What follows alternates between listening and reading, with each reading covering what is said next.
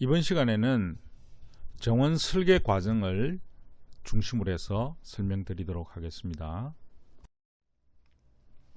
목차는 다음과 같습니다.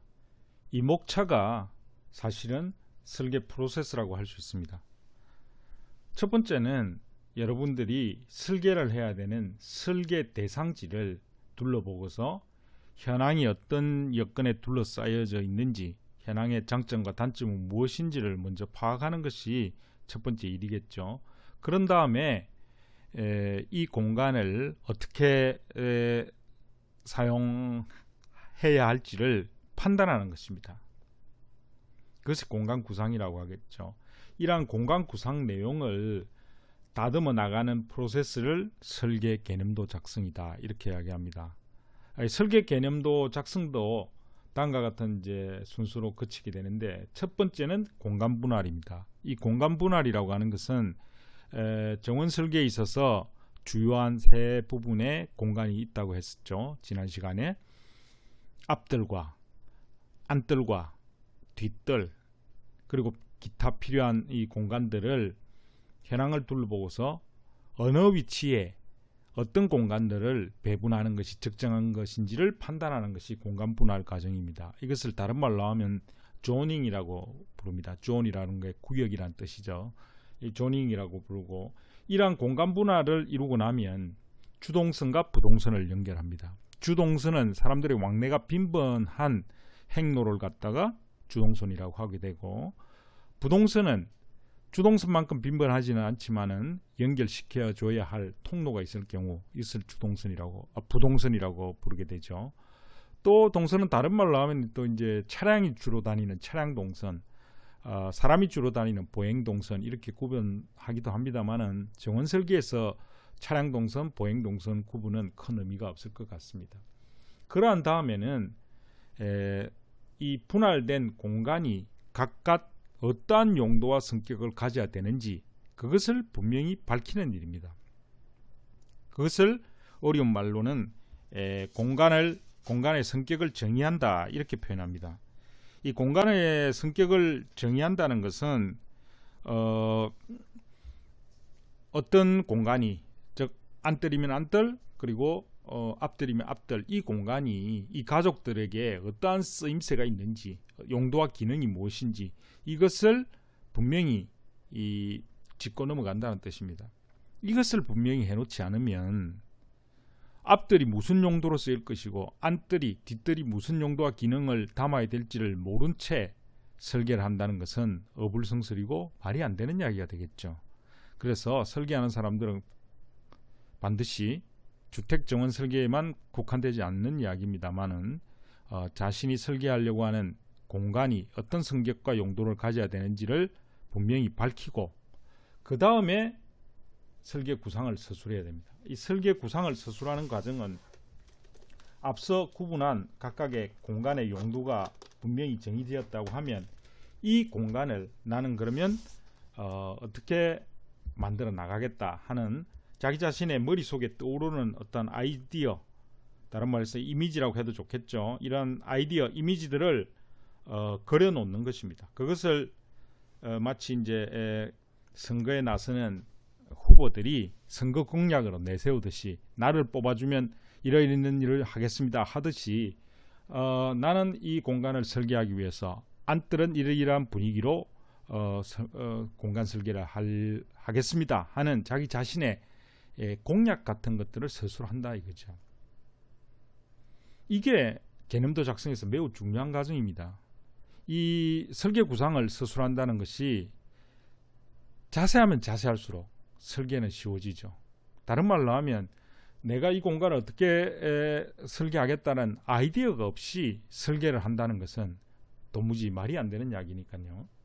그래서 이 공간의 성격을 정의하고 자기 자신의 설계 구상을 서술하는 일이 개념도 작성의 가장 중요한 부분이 아닌가, 이렇게 이야기할 수 있겠습니다.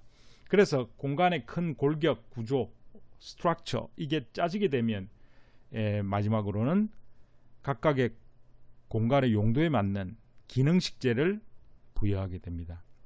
기능식재라는 말은 식재를 통해서 사람이 필요로 하는 어떠한 용도와 기능을 발휘하기 위해서 식재하는 것을 기능식재라고 부릅니다. 그래서 설계 개념도에 담겨야 하는 내용은 이와 같은 공간 분할, 동선 연결, 공간 성격의 정의, 설계 구상의 서술, 기능 식재, 표현, 이런 내용들이 설계 개념도에 담겨져야 하는 그러한 내용들이 됩니다. 이 개념도라고 하는 것은 쉽게 말하면 여러분들이 중고등학교 때 석고 대상을 하거나 스케치를 할 때 처음부터 석고 대상을 디테일을 묘사해 나갈 수는 없지 않습니까? 밑그림을 먼저, 본 그림이라고 하죠. 밑그림을 먼저 그려놓고 그 밑그림을 세부적으로 큰 골격을 잡은 다음에 세부적으로 처리해 나가는 그러한 미술 시간에 실기를 하였을 겁니다. 개념도는 바로 그러한 기능을 가진 것입니다. 물론 베테랑이 되면 현장에 가서 적석에서 여기에 무슨 나무시고 여기를 어떻게 처리하고 적석으로 석석석 그려낼 수가 있겠지만 연습을 하는 과정에서, 훈련하는 과정에서는 밑그림에 충실해야 한다는 것입니다. 이것은 소설가나 시나리오 작가들이 스토리를 구성하는 것과 똑같습니다. 우리가 잘 아는 봉태일이라고 불리는 봉준호 감독은 영화를 촬영하기 전에 이것을 아주 세밀하게 그림을 그려가지고 콘티를 만들므로 인해서 디테일이 하나도 부분에 빠지지 않고 완성도 높은 작품을 완성했지 않습니까? 그래서 설계가에게 있어서는 개념도는 그와 같은 의미를 가지는 것이다, 이렇게 말씀드릴 수가 있겠습니다. 그래서 그러한 프로세스를 우선 대상지가 이러한 조건을 가진 대상지가 있다 칩시다. 예. 이게 이제 이 단독주택지 내에 위치한 단층 건물인데, 이 단층 건물의 좌우로는 또 뒤쪽으로는 주택이 둘러싸여져 있습니다. 왼쪽으로는 단층 주택이 있고 오른쪽으로는 2층 건물이 있고 뒤쪽으로는 2층 주택이 있죠. 그리고 그 앞에는 6m 도로가 있고 도로에서부터 집으로 들어가는 입구는 화살표로 표시된 이 부분이 되겠습니다. 그리고 향을 보면 이 집은 남서향인 것이죠. 여기가 북쪽이니까 남서쪽을 바라보고 있는 이런 형태고, 거실이 있고 주방이 연결되어 있고 안방, 작은방, 그 사이에 욕실이 있는 이런 구조로 되어 있습니다. 그러면 이 그림을 보시면 주변 실제 현황에 가서 보면은 더욱 자세한 것들을 파악할 수 있겠지만, 우리가 주어진 상황으로 볼 때 제일 먼저 우리가 생각해야 되는 것은 옆집, 뒷집이 2층 주택이라는 것입니다. 2층 주택으로 되어 있다면 무엇을 생각해야 되겠습니까?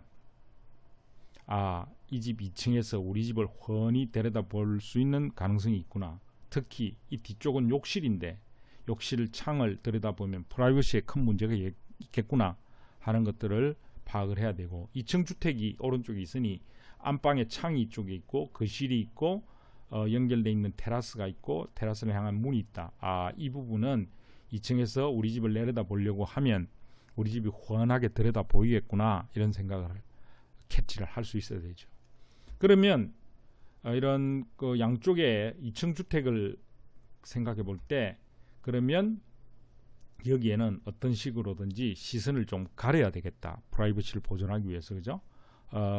그러한 생각들을 자연히 읽어내야 되는 것이고, 그리고 거실에서 앉아가지고 가족들이 바라보는 시각적 구도를 한번 생각해 보십시오. 여기 테라스를 향한 창을 통해서 밖을 본다면 이 부분이 가족들이 일상적으로 가장 많은 시간 바라볼 수 있는 전망이 되겠습니다.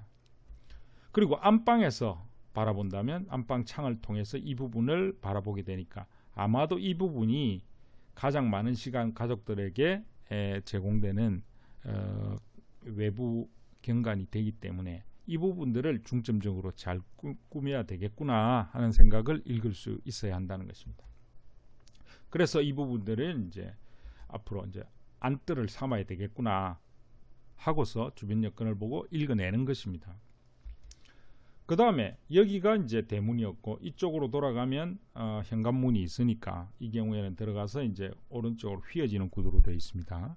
그러면 이 부분이 대문에서 현관으로 이르는 이 집에서는 이제 앞뜰에 해당되는 공간이 되겠죠. 예. 그래서 이 부분은 그 집의 첫인상을 좌지우지하는 부분이고, 그리고 여기에는 주차 문제가 어떤 식으로 더 해결이 돼야 될 거다 하는 것들을 읽어낼 수가 있어야 할 것입니다. 그런 다음에 이 뒤쪽에 주방하고 관련된 이 뒷부분은 작업들, 다른 말로 뒷뜰, 서비스 공간이라고 부르는 지역이 되겠죠. 그래서 이 집의 안 식구가 부엌에 주방 일을 하면서 필요한 물품들을 제때제때 공급받을 수 있는 그런 곳이 이 작업들에서 해결이 돼야 된다는 것이죠. 뭐 장독대를 둔다든지 텃밭을 둔다든지 또는 빨래틀을 둔다든지 이러한 기능들이 여기에 담겨야 되겠구나 하고 읽어낼 수가 있어야 한다라는 것입니다. 그래서 우리가 이제 첫 번째 공간 분할을 이뤄냈습니다. 이 공간 분할에서는 좀 전에 보신 것처럼 앞뜰, 안뜰, 작업들 이런 것들이 갖춰졌죠. 그 다음에는 이제 동선 연결입니다. 동선 연결은 주동선은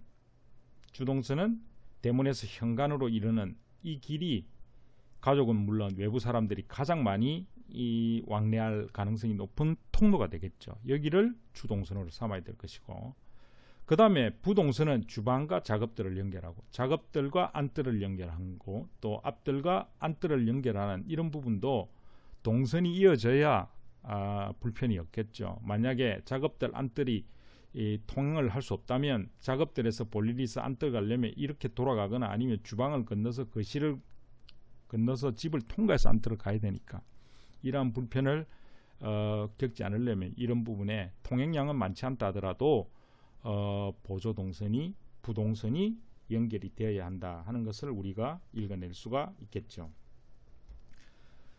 그런 다음에 이제 우리가 해야 될 것은 각각의 공간에 대한 성격 정의입니다. 작업들은 뭐 하는 것이고 앞뜰은 뭐 하는 것이고 안뜰은 뭐 하는 것인지를 정해내는 일. 이건 지난 시간에 우리가 했습니다. 그죠? 좀 이따 보여드리겠습니다만은. 그런 다음에 이 공간의 성격을 정의하고 각각의 안뜰을 그럼 난 이렇게 설계할래요. 앞뜰을 이렇게 처리할래요. 작업들은 이렇게 할래요. 하고 자기 자신의 공간 구상, 설계 구상을 면밀하고 꼼꼼하게 적어놔야 합니다. 순서를 밟게 되는데 지난 시간에 이야기했다시피 앞뜰, 공공공간, 전정은 대문에서 현관에 이르는 부분이고 그 집의 인상을 결정하는 중요한 공간이 된다. 그래서 나는 여기다 주차장을 만들고 주차장과 정원을 구분하는 그 사이에 완충식재를 도입하고 그 다음 현관 주변에는 허브식물과 화목류를 식재해서 밝고 화사한 분위기를 제공하도록 하겠다 하고 이제 구체적으로 자기의 공간 구상을 서술한 것이죠. 그 다음에 생활 공간은 이제 안뜰이라고 불리는 주정이라고도 불리는데 이것은 거실과 연결되어서 옥외 생활 공간을 하는 거점으로서 가족들만의 프라이버시가 가장 높은 공간이다. 그래서 나는 여기를 거실과 연결된 데크를 설치하고 거실에서 바라보는 조망을 고려해서 연못과 마운딩을 만들어서 아주 중점적으로 잘 만들어야 할 공간을 조성하겠다.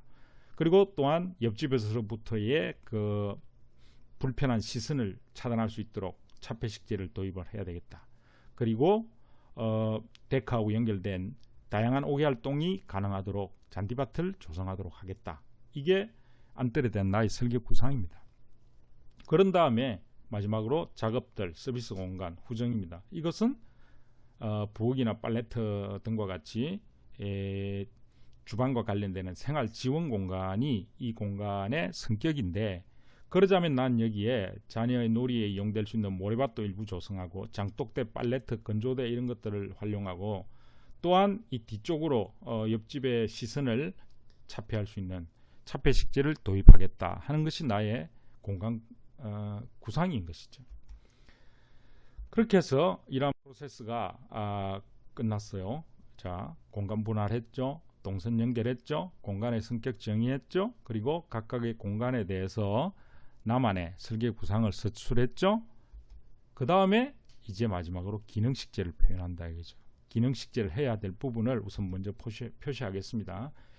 여기 앞뜰 쪽에 주차장을 두고 그리고 뒷뜰에 작업들이 있어야 되기 때문에 요 사이에는 매연이나 불쾌한 소음들을 줄일 수 있도록 완충 식재를 하겠다 하는 생각을 했고, 그 다음에 뒷집과 옆집 사이에는 이 집이 훤히 들여다 보일 수 있는 우려가 있기 때문에 요 창틀을 중심으로 한 요 일부분에 차폐 식재를 하겠다. 여기도 거실을 중심으로 한 요 안방 창문턱 있는 요 부분은 차폐 식재를 좀 하겠다는 거죠. 근데 한 가지 주의할 건 여기를 전부 다 상록수로 밀식을 해서 차폐를 해버리면 전체적으로 공간이 너무 어둡고 음침해집니다. 그러니까 너무 그렇게 하는 건 곤란하고, 여기 이제 욕실의 창, 안방 여기에 나 있는 창 여기를 중심으로 해서 이 부분을 집중적으로 차폐를 하고, 거실은 테라스에서 바라보는 요 그 주된 시선의 부분, 이 부분을 차폐를 하는 것이 필요하겠죠. 모두 다 가리는 것은 좀 곤란하겠죠. 그래서 이러한 모양들이 이제 비누방울처럼 보이지 않습니까? 이 공간 구획한 것이. 그래서 이걸 갖다가 우리가 버블 다이어그램이라고 부릅니다. 버블이라는 게 비누방울, 고무풍선 이런 뜻이거든요. 그래서 부드러운 곡선으로 마치 비누방울과 같은 형식으로 이렇게 표현한다고 해서 개념도를 버블 다이어그램이라고 부르기도 합니다. 또한 기능식재 일부로서는 요 코너 부분에는 요점 식재를 하겠다. 요점 식재라고는 액센트죠. 그러니까 이 집에 대문을 들어오자마자 현관에 이르는 요 사이 통로길에서 90도 꺾어진 곳에 정면으로 바라볼 수 있는 지점에 여기에다가 시각적 초점이 될 수 있는 뭐 수영이 아름답거나 꽃이 화려하거나 아니면 아주 키가 큰 이런 나무를 심어서 여기를 강조돼 있게 보이게 하겠다는 거죠.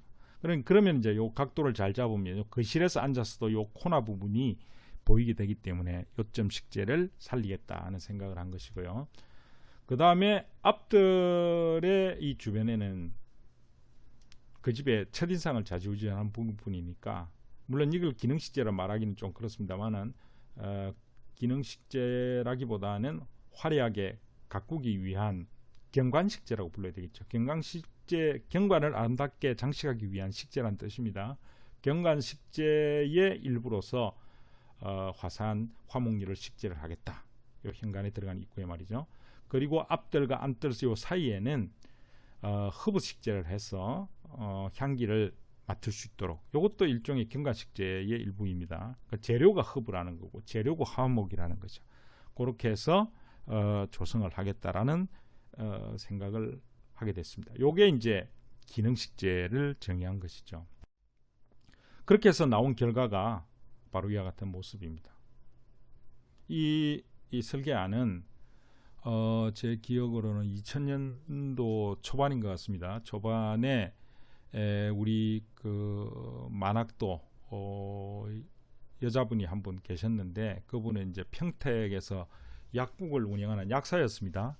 그분이 이제 이 과목을 수강을 하면서 본인의 적성을 새로 발견한 거죠. 이렇게 해서 꼼꼼하게 개념도를 충실하게 작성하고 그 개념도에 따라서 이와 같은 마스터 플랜을 작성을 했었습니다.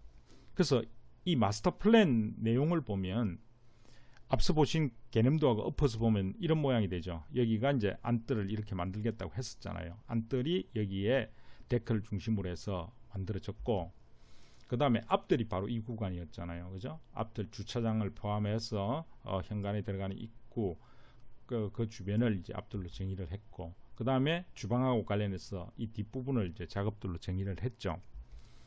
그리고 주차장과 작업들 사이에는 완충식재를 했고, 그 다음에 이 뒷부분, 그리고 오른쪽 부분에 여기는 2층 주택하고 관련해서 차폐식재를 했습니다. 그래서 여기도 차폐식재를 다 한 게 아니라 여기 창 있는 요 주변에만 상록수로 집중식재를 한 걸 볼 수가 있죠. 아주 면밀하게 설계를 했습니다. 그렇게 정리를 했고, 이 부분에 마운딩과 연못을 조성을 해서 아주 중점적인 화사한 식재를 해서 포인트를 주었다, 이렇게 정리를 할 수 있겠죠. 그리고 현관 들어간 입구에 초아래들을 중심으로 한 화목 식재, 그리고 허브를 식재해서 향기를 맡을 수 있는 이런 허브 식재, 이렇게 진행이 됐던 것입니다. 그래서 개념도에서 먼저 밑그림을 그리고 그 머릿속에 자기 생각을 구상을 한 다음에 그것을 정리해서 이렇게 마스터 플랜으로 작성을 해나가게 되었습니다. 요게 이제 정원 설계의 기본적인 프로세스다, 이렇게 설명을 드릴 수 있겠습니다. 감사합니다.